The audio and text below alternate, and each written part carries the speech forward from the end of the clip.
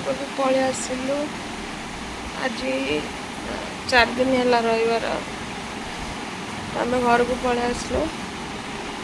ଆଜି ଆସିଲୁ ଆସିକିନା ମୁଁ ଗାଧେଇଲି। ଆଜି ମୁଣ୍ଡ ଫୁଣ୍ଡ ଧୋଇକି ଟିକେ ଗାଧେଇଲି, ଭଲ ଲାଗୁଛି ଯାଇକି, ନହେଲେ ଗରମକୁ ପୁରା ବିରକ୍ତ ଲାଗୁଥିଲା। ଆମେ ଯେବେଠୁ ଆସିଲୁଣି ସେବେଠୁ ଖାଲି ବର୍ଷା ହିଁ ହେଉଛି। ଏତେ ମାତ୍ରାରେ ବର୍ଷା ହେଉଛି ଯେ ଛାଡ଼ିବାକୁ ହିଁ ନାହିଁ। ଆମେ ଯେତେବେଳେ ଆସିଲୁ ସେତେବେଳେ ଟିକେ ଝିପ୍ ଝିପ୍ ଝିପ୍ ଝିପ୍ ପକା ଷ୍ଟାର୍ଟ ହେଲା ଯେ ଏବେ ପର୍ଯ୍ୟନ୍ତ ଛେଚୁଛି। ଆମେ 11ଟାକୁ ଆସିଲୁ, ଏବେ 2ଟା 3ଟା ହେବା ପାଇଁ ଗଲାଣି, ଏବେ ପର୍ଯ୍ୟନ୍ତ ବର୍ଷା ଛେଚୁଛି। ଯେଉଁ ଟାଇମ୍ରେ ମୋତେ ବର୍ଷାର ଦରକାର ଥିଲା ସେ ଟାଇମ୍ରେ ବର୍ଷା ଆସୁନଥିଲା, କିନ୍ତୁ ଏବେ ଯେଉଁ ପ୍ରକାର ବର୍ଷା ହେଉଛି ଭଗବାନ। ଏଇଠି ମୋ ବେବିକି ବି ପୋଛାପୋଛି କରିନି, କିଛି କରିନି। ଗାଧେଇବିନି ତ ବର୍ଷା ହେଉଛି। ବର୍ଷାଟା ଛାଡ଼ିଲେ ଖରା ଫରା କେଉଁଦିନ ଟିକେ ହେଲେ ଟିକେ ଗାଧେଇବି ତାକୁ। ତାପରେ ତାକୁ ଟିକେ ପୋଛାପୋଛି କରାହେବ। ବାବୁ ଯେହେତୁ କ୍ଷୀର ପେଇବାର ତାଙ୍କୁ ଆସୁନି, ସବୁ କ୍ଷୀର ପେଇକିନା ବେକ ସାରା ପୁରା ସବୁ ଲାଲ ଲାଲ ହେଇଯାଇଛି ଜକେଇକିରି, ସେରା ସବୁ ପୋଛାପୋଛି କରିବାକୁ ପଡ଼ିବ। ଏବେ ଟାଇମ୍ ହେଲାଣି 2ଟା, ଏବେ ହିଁ କରିବି। ବାବୁ ସବୁ ଆସିକି କପଡ଼ାପତ୍ର ଧୁଆଧୁଇ କରୁଛନ୍ତି, ଯାହା ମେଡ଼ିକାଲରେ ସବୁ ଥିଲା। ଏବେ ପର୍ଯ୍ୟନ୍ତ ମୋର ଖିଆ ହେଇନି ଆହୁରି। କ'ଣ କରିବି, ଗୋଟେ ମଣିଷ ବସି ପାରିବାର ନାହିଁ, ଉଠି ପାରିବାର ନାହିଁ। ତାପରେ ଇଏ ମଝିରେ କେଁ କେଁ ହେଉଛି, ତାକୁ ଆସିକି କ୍ଷୀର ପିଆ ପିଇ କରୁଛନ୍ତି। ମୁଁ ଟିକେ ଚେଷ୍ଟା କରୁଛି ଟିକେ ଟିକେ ପିଇବା ପାଇଁ। ଦେଖନ୍ତୁ ଶୋଇଛି ମୋ ଚୁନିମୁନି। ଏବେ ସେ ଶୋଇଛି,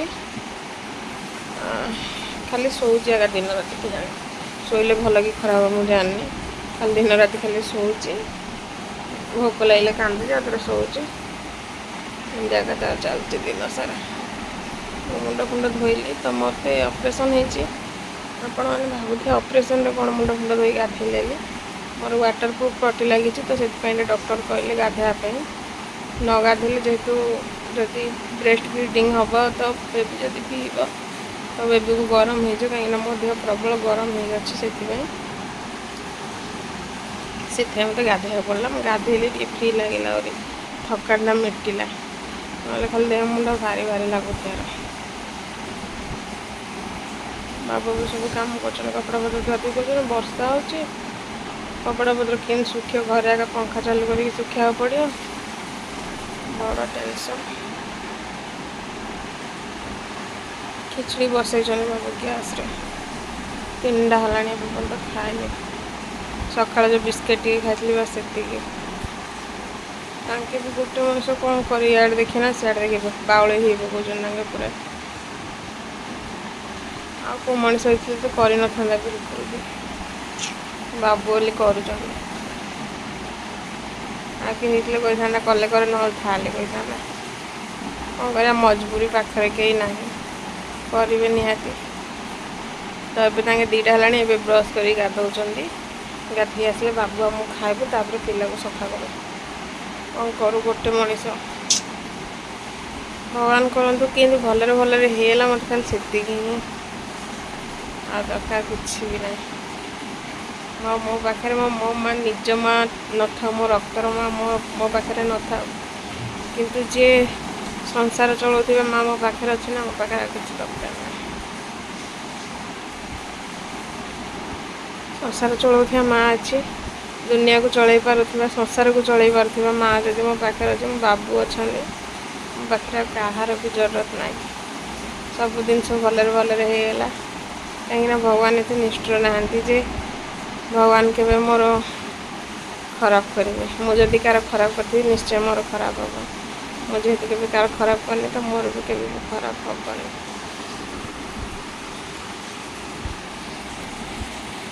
ତ ଦେଖାଯାଉ ଆଗକୁ କ'ଣ କ'ଣ ହେଉଛି। ବେବିକୁ ସାଫ୍ କରିବୁ।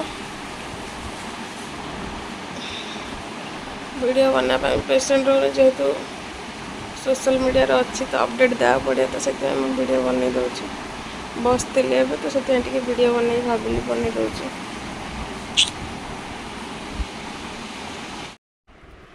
ଏଠି ଚାଲିଛି ବୋପା ଝିଅର ତାମସା। ଧୀରେ ଧୀରେ, ଫାଷ୍ଟ ନିଜେ ଧୀରେ କହିବାର ଶିଖ, ତାପରେ ଅନ୍ୟକୁ କହିବ। ନିଜେ ତ ମାଡ଼ ଲାଗିଲେ ଏଠି ଗୁରାଳି କରୁଥିଲ।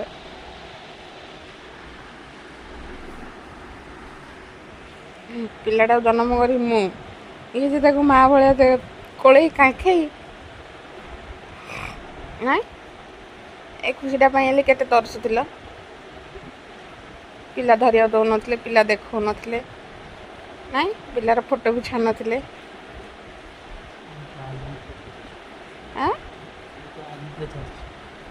ତମେ ଆମେ ଆଗେ ଥିଲା ଫଟୋ ଛାଡ଼ିଦେଲେ ନାଇଁ କି? ଆମର ଏତେ ଗର୍ବ ଅହଙ୍କାର ନାହିଁ। ଆମେ ନର୍ମାଲ ମଣିଷ ଭଳିଆ ଜିଉଛୁ। ଆମେ ସ୍ୱାର୍ଥପର ନାହିଁ। ଆମର ପିଲାଟା ଜନ୍ମ ହେଲା ହେଲେ ଆମେ ଫଟୋ ଛାଡ଼ୁନୁ ନାଇଁ। ତମ ଭଣଜା ଜନ୍ମ ହେଲା ବେଳକୁ କେତେ ତରସୁଥିଲ, କାନ୍ଦୁଥିଲ ଦେଖିବା ପାଇଁ ଟିକେ ହେଲି। 3 ମାସ ପରେ ଯାଇକି ଟିକେ ନା ଯେଉଁ ଭିଡ଼ିଓ କଲ୍ କରିଥିଲେ ବାସ୍ ସେତିକି ନାଇଁ।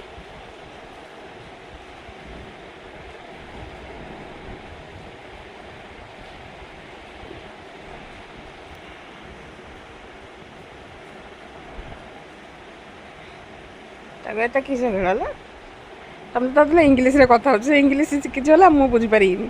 ତମେ ବୋପା ଝିଅ ଯାକ ଇଂଲିଶରେ କଥା ହେଉଥିବ ତମେ ସେରେ ନାଇଁ।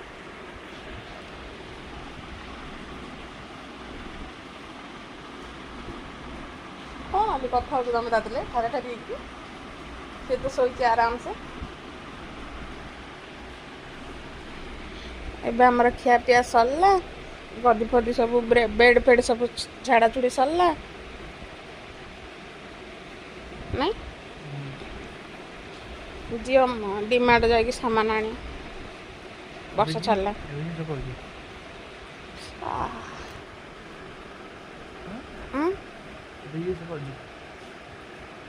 ଯେତେବେଳେ ଯାଉଛ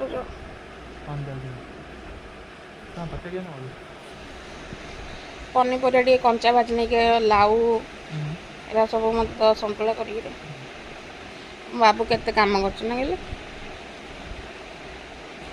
ମୋ ପାଖରେ କେହି ନାହିଁ, କିନ୍ତୁ କେହି ନଥିବାର କେବେ ଫିଲିଙ୍ଗସ୍ ଆସେ ମୋ ପାଖରେ କେହି ନାହିଁ ବୋଲି। ଏବେ ଆମର ଟାଇମ୍ ହେଲାଣି 4ଟା।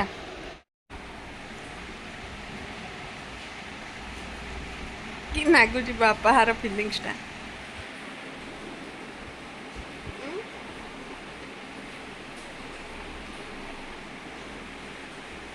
ନିଦ ପଳେଇଲାଣି 4 ଦିନ ହେଲା ନ ଶୋଇ ତାଙ୍କେ ତଳୁ ସାଇଡ଼୍ ଶୋଇଛନ୍ତି, ମୁଁ ଉପରୁ ଟିକେ ଶୋଇଛି। ବିନା ତକିଆରେ ଅପରେସନ୍ ହେଇଛି ଯେହେତୁ ବିନା ତକିଆରେ ଶୋଇବାକୁ ପଡ଼ୁଛି। ଆଉ କ'ଣ କରିବା, ଖାଇଲି ଏବେ ତାଙ୍କ କାମ ସରିଲା। ଏବେ 2 ଜଣ ଯାକ ଖାଇଲୁ, ଟିକେ ଶୋଇଛୁ, ନିଦ ପୁରା ହେବାକୁ ନାହିଁ।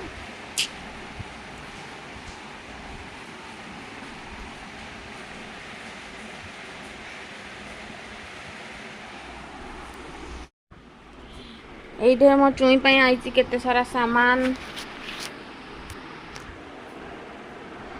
এইটা ହେଉଛି ବେବି ପାଉଡ଼ର। ସେଟା ଆଣିଥାନ୍ତେ କିନ୍ତୁ ମୁଁ କହିଲି ସେଟା ଆଣନି, ଫାଲତୁରେ କ'ଣ କ'ଣ ଦେଇଥିବେ ମୁଁ ଜାଣିନି ଲଗେଇବାର। এইটা ହେଉଛି ବେବି ଶ୍ୟାମ୍ପୁ ହିମାଲୟର। এইଟା ହେଉଛି ବେବି ଫେସ୍ କ୍ରିମ୍ ମାନେ ବଡ଼ିର କ୍ରିମ୍, ଆଉ এইଟା ହେଉଛି ବେବି ସାବୁନ। ଏତିକି ହିଁ ମୁଁ ଜାଣିଥିଲି, ତ ସେଥିପାଇଁ ଏତିକି ମୁଁ ବାବୁଙ୍କୁ କହିକି ମଗେଇ ଦେଇଛି। ଆଉ ସେଇଠି ପନିପରିବା ଆଣିଛନ୍ତି କ'ଣ କ'ଣ। ଏଇଠି ମୋ ବେବି ଶୋଇଛି, ମୋ କୁନ୍ଦୁରିଟା ଶୋଇଛି ଲୋ, ମୋ କୁନ୍ଦୁରିଟା ଶୋଇଛି ଲୋ। ତ ଏତିକି ସାମାନ ଆସିଛି ଆଉ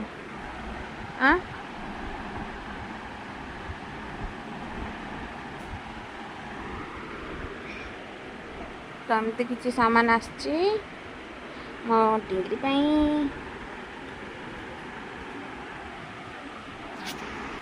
ଯେହେତୁ ମୁଁ ଆଉ କିଛି ଜାଣିନି କ'ଣ କ'ଣ ୟୁଜ୍ ହୁଏ, ତ ମୁଁ ଏତିକି ଜାଣିଥିଲି, ତ ଏତିକି ମୁଁ ଆଣିଦେଇଛି।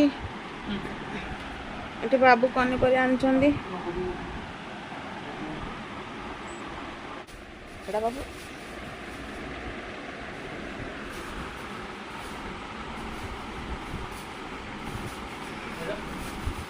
ଏଇଟା ତା କୁନ୍ଦୁରି ସାଇଡ଼ରେ ରଖିଦିଅ। ପର୍ପଲ୍ କେତେ ଟଙ୍କା ନେଲା?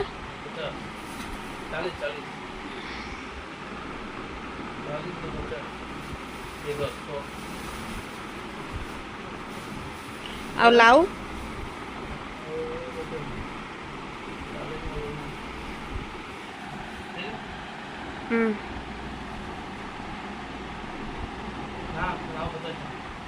किलोटे 50 टाका ना कम नानी देखुन गाँव जो मैंने देखुन के लाउ को गाँव में 5 टंका 10 टंका किए पचारनी ये 50 टाका किलो दे खाया पड़ी कौन कर खाया पड़ो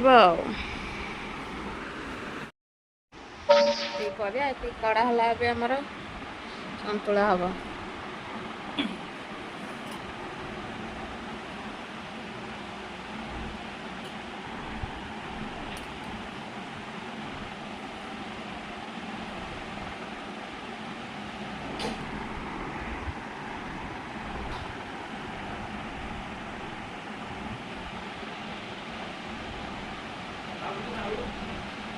गोटे पियाज गोटे किसी पकानी खाली तेल टिके सोर्स टिके जीरा टिके पियाज टिके फुटे बसाया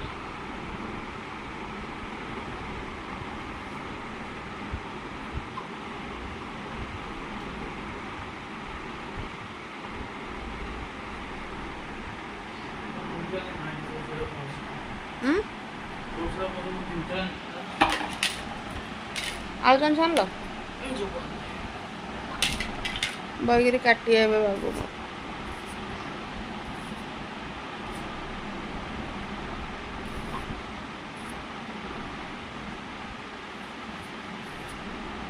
दिथर झाड़ा बस सारे पिला गोटे बईकी रखी गोटे पेउल झाड़ा बई पड़ा न पेली पेट खाली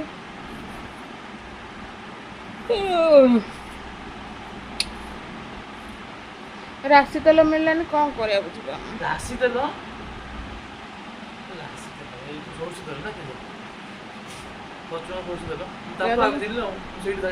तुम सोर्ष तेल देखो मत राशि तेल मिलू सब जगह देखी तू आगुरी जेथर गले खोजी खोजी कौच खोजी है पड़े हेतु पड़ ना आग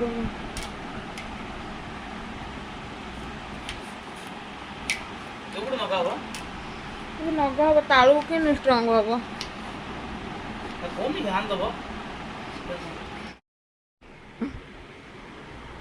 कथा हो बापा जी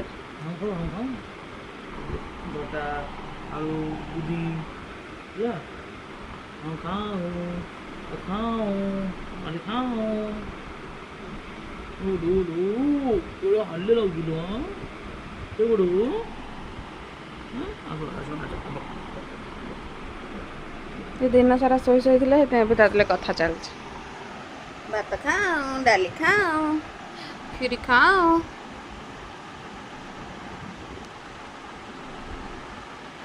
मिठा डांज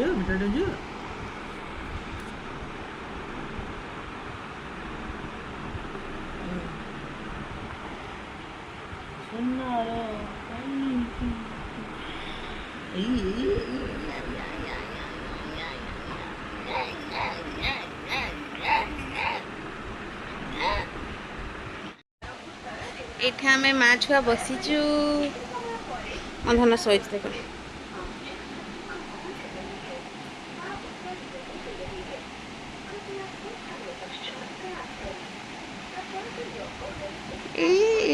क्या हसुची किए हसुची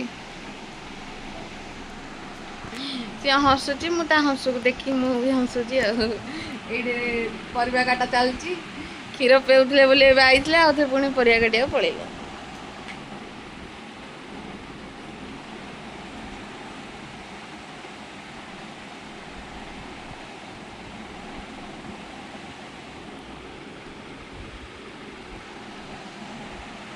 आमर एत चलियो थोड़ा ब्लॉग रे आउ कौन चलियो आम आज कौन खाइलु कौन पिंधिलु कौन कुआड़े गलु कौन कलु सब एत देखिए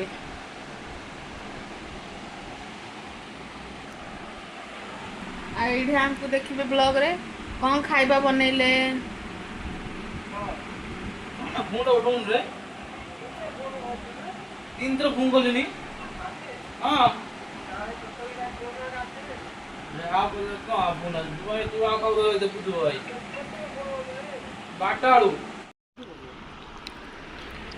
गोटे पिला रांधुचे ये पिला पाखे आई नागुच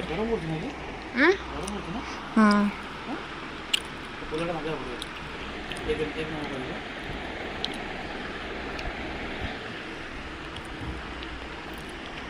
आ मोबाइल दिखाओ मोबाइल भूल गया तेरा बाहर में गया मोबाइल